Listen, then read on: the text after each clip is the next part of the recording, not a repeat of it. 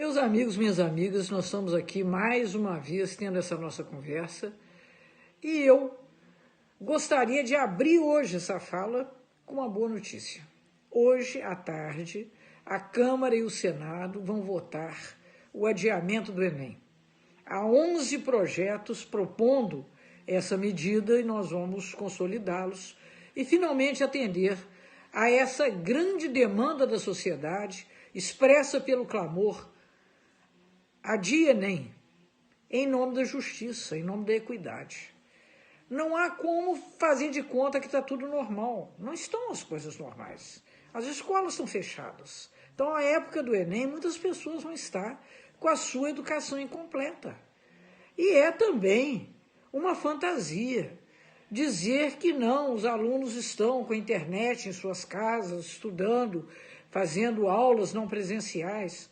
Isso pode ser verdade para uma parte da população brasileira, mas não para a grossa maioria, que nem tem internet de qualidade em casa, muitos não têm nem internet em muitas regiões do Brasil. E, por outro lado, também não tem recursos para contratar formas compensatórias de educação. Então, a bem da justiça, nós precisamos de adiar o Enem, assim o faremos.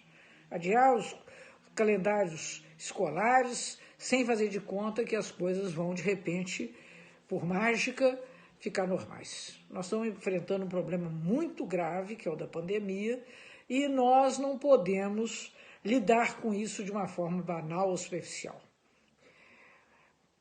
Realizar o Enem nessas condições seria, de fato, interromper um processo que nós iniciamos nesse século XXI de democratização do acesso às universidades brasileiras. Hoje, nas universidades públicas, 71% dos estudantes procedem de famílias que recebem 1,5 até 1,5 salário mínimo. Então é o povão que chegou na universidade.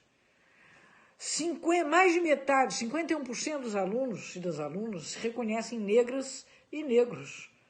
Gente, isso é um feito histórico.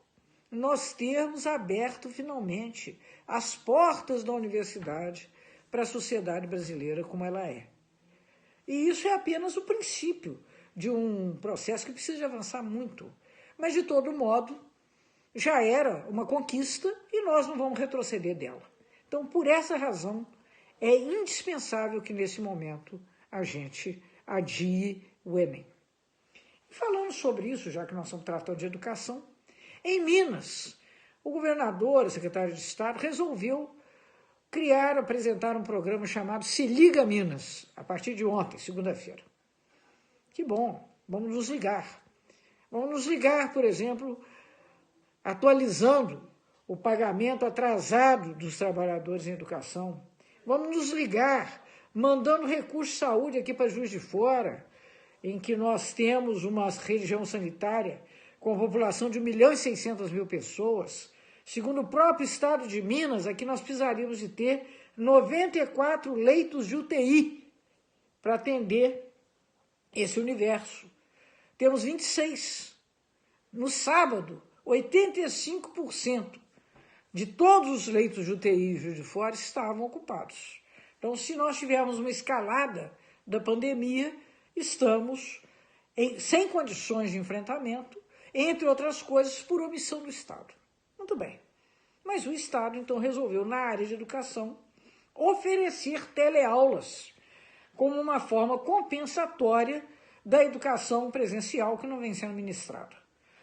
Que fique claro, nada contra teleaulas, nada contra formas remotas de educação. Aliás, convencionalmente, a forma por excelência de educação remota é via biblioteca, livro.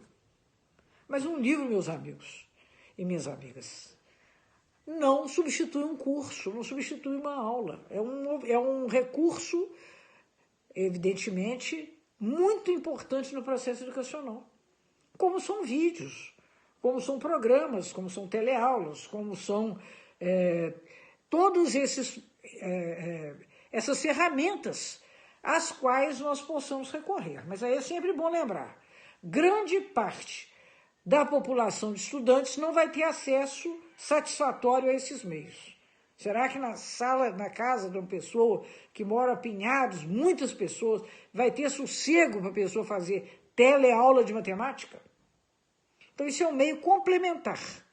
Que fique claro, se liga, não é para substituir a educação, nós precisamos depois fazer a reposição corretamente, precisamos de oferecer esses meios de convívio pessoal do aluno com o professor, com a professora, que são inestimáveis na formação, como também o convívio do aluno com seus colegas, indispensável elemento pedagógico.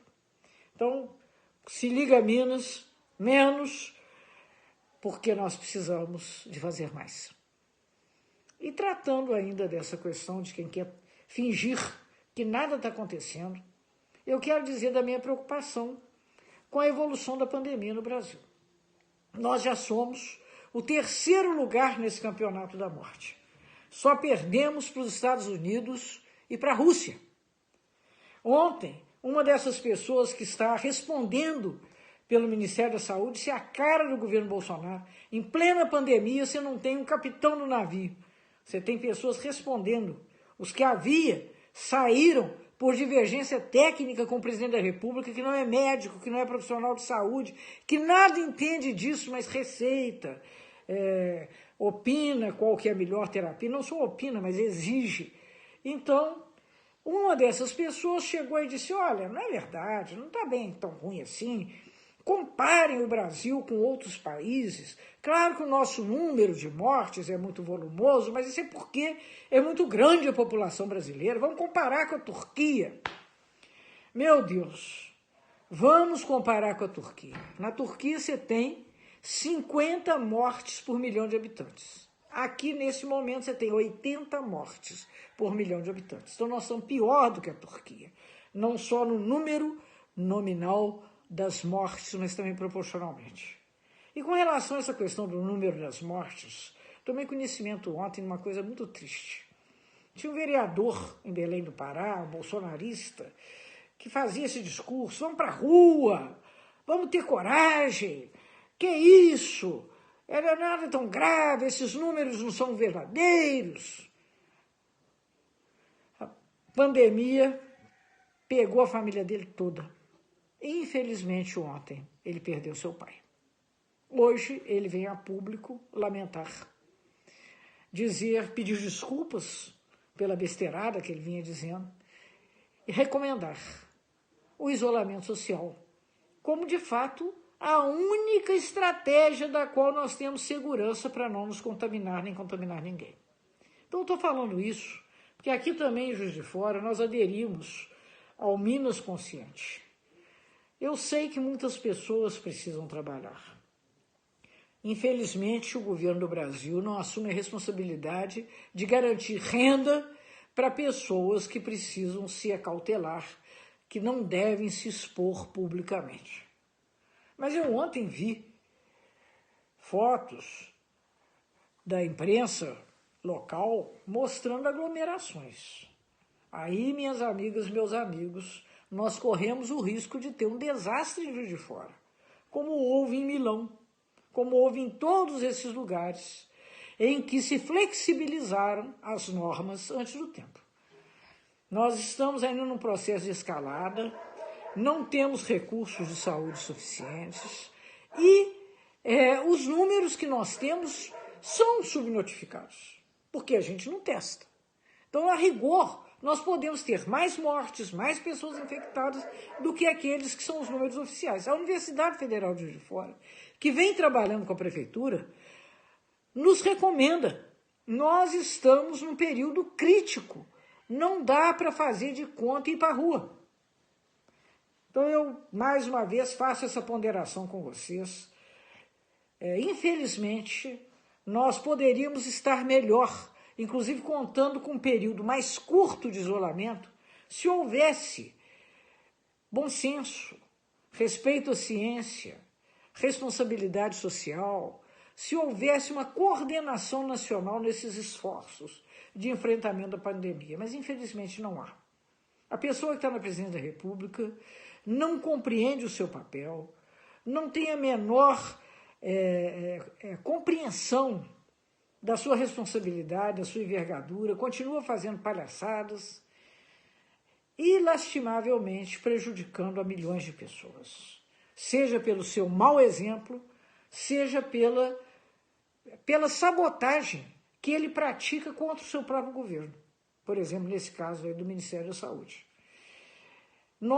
É outra notícia que eu quero dar para vocês, e aqui eu encerro essa nossa conversa. Nessa quinta-feira, agora, dessa semana, o Partido dos Trabalhadores, junto com o PSOL, com o PCdoB e mais 200 entidades da sociedade civil, vão entrar com pedido de impeachment. Uma peça robusta que está sendo muito bem elaborada, e nós vamos, a partir daí, aumentar os nossos esforços para pôr fim ao mais desastroso governo da história do Brasil. Na pior crise da nossa história, nós temos o governo mais desastroso. Por isso, em defesa da vida, em defesa dos nossos direitos, em defesa da renda, do trabalho, do bem-estar, da saúde, nós precisamos que o Bolsonaro encerre a sua triste passagem pela presidência da República. Isso vai acontecer na quinta-feira, então vamos lembrar, porque eu sou professora, eu tenho que lembrar. Hoje votamos para adiar o Enem, quinta-feira entramos com impeachment, muito bem teleaulas, mas queremos que o calendário escolar do Estado seja reposto de uma forma decente e, finalmente, vamos ficar em casa, gente. Quem puder ficar em casa, fica em casa, para se proteger, para proteger os outros. A vida é o bem mais precioso com o qual todos nós contamos. Então, eram essas as minhas palavras de hoje, e eu quero mandar um abraço carinhoso, remoto, mas muito afetivo, para todas e todos que estão nos ouvindo.